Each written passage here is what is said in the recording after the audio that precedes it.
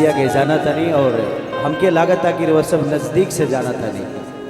ऐसे जो रवा सब हमारे दिल में बानी ठीक बा कद पद इंसान के बड़ा हो जाला, बट जमीन से जुड़ल आदमी हमेशा जमीन के होके रहेला।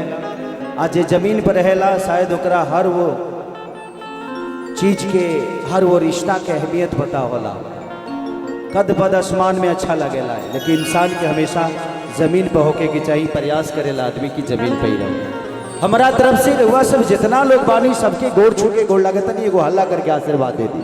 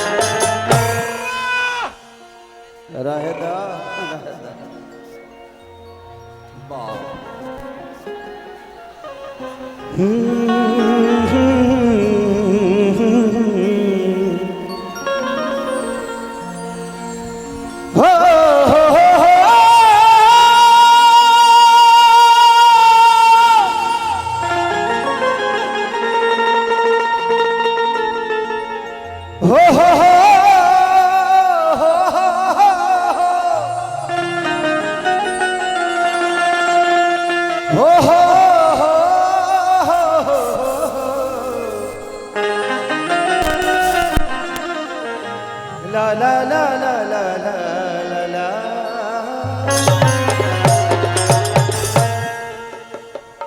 चलिए अर्जुन बाबू पशु मेला हाट हम आओ तनिए गाड़ी में। तो सुभाष एगो बात कहले कि भैया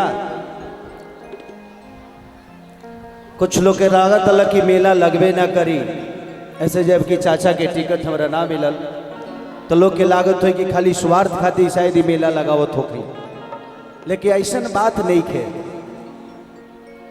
आप दूर से सुनी ही बातों को सिर्फ सुन सकते हैं, बट महसूस अगर किसी को करना हो तो उसके पास आपको जाना पड़ता है।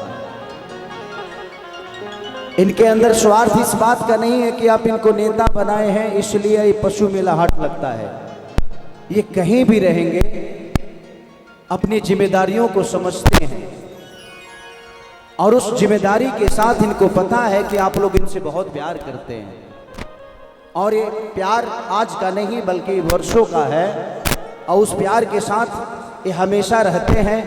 और मुझे खुशी है एज ए कलाकार होने के नाते मुझे खुशी है कि हम सबके बीच में ऐसे भी इंसान हैं जो निस्वार्थ आप सबकी खुशियों का ख्याल रखते हैं।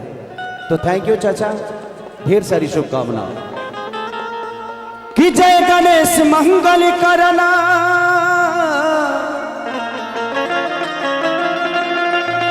विघ्न हरो गणराज, एक दंत करी वर बदना,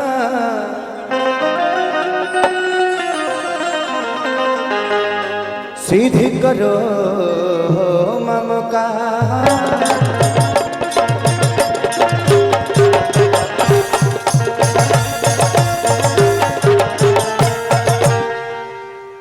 एगो दुगो भजन गाए हम जाना तनी कि तू लोग भजन सुने के हिसाब किताब में नहीं खाओ, ओकरा बाद तो होखबे करी। हे राजा हो खोसत पलेट कमर में दागी भइल,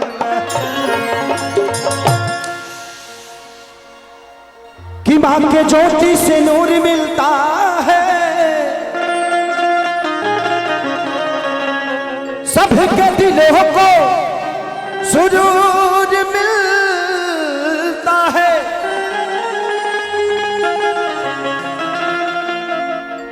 कि माँ के दरबार में जो जाए खाली हाथ उसे कुछ ना कुछ जरूर मिलता है। बोला मुंडेश्वरी वाली मैया की। बहुत अच्छा दिखावा कि माटी के मूर्ति से तकली मुस्काई के। एगो दूगो भजन गाए ऐसा जो पूजा पाठ जरूरी होला। चोरियों करे के, चोरी को पहले के लोग कहते हैं कि चोर चोरी करे जा सो तो काली जी के बलि दे के जा सो। वही का कोनो भी शुभ कार्य होला या दुनिया के बुरो काम कर जला तो भगवान के चर्चा करे के चाहिए। शायद भगवान हमनी के हेल्प करी है, भगवान हमनी के साथ दी है। ऐसे जो हमनी के इंसाने हैं जा और प्रयास करे के बाद कि सच बोल के दुनिया के जीते के बाद और अपने काम से जीते के बाद। 1 2 3 4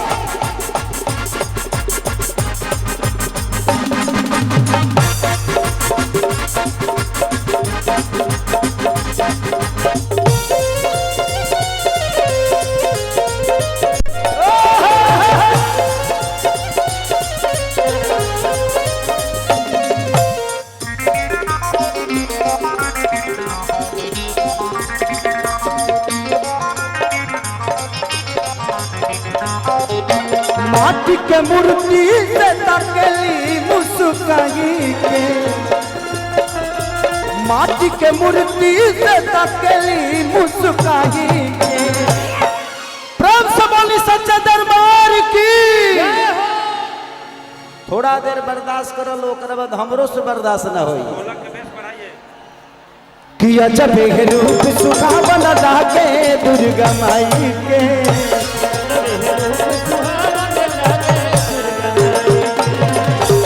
जब रूप सुहावन लागे दुर्गा माई के। जब रूप सुहावन लागे दुर्गा माई के।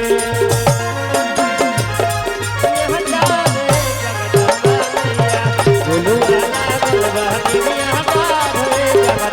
मैया, हे हो जगदम्बा मैया, हे हो जगदम्बा मैया, हे हो जगदम्बा मैया, हे हो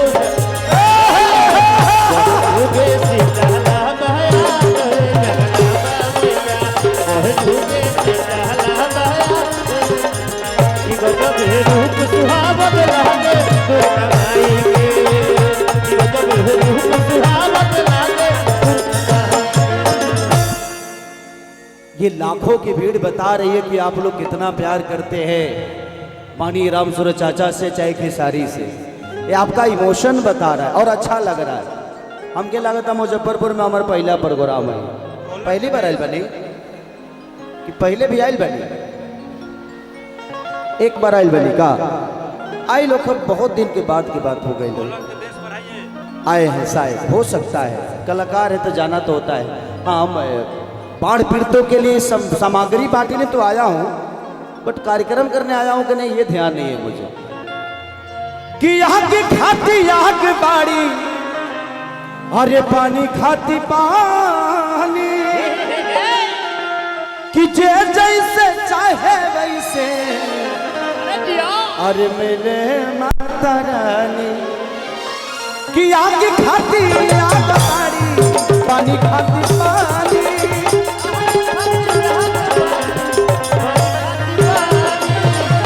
जे जैसे चाहे वैसे मेरे माता रानी।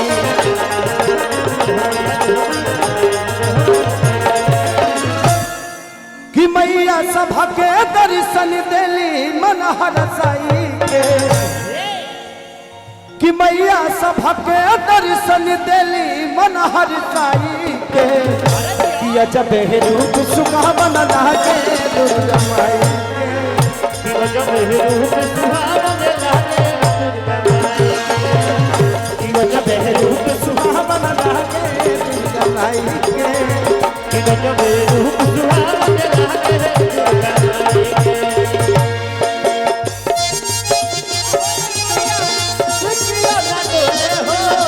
आराम से आराम से।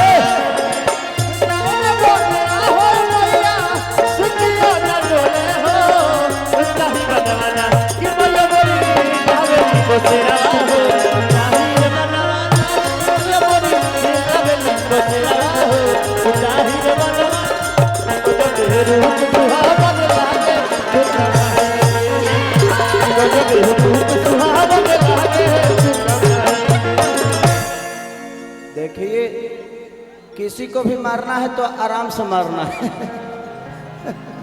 ज्यादा लाठी उठी नहीं, सब लोग भाई हैं, सब लोग मजा ले रहे हैं, लेने दीजिए प्यार से। सब लोग आए हैं, अपने भाई को देखने आए हैं, इस मेला का लुत्फ उठाने आए हैं, तो हमका सबका स्वागत है। हाँ, आप लोग भी प्रयास करिए कि आप लोगों के दुर्व्यवहार से ये व्यवस्था बिगड़े ना। अगर कोई आपको समझा रहा है तो उस बात को समझना है, ताकि आपके हृदय से कोई खराब ना हो जाए, कुछ चीज़ें ना खराब हो जाए, बिगड़े ना। ये प्रोग्राम को ज़्यादा देर तक रखना है ना, तो उसके लिए व्यवस्था को बना के रखना पड़ता है। कि जब से बैठल मैया अरे आके पंडाल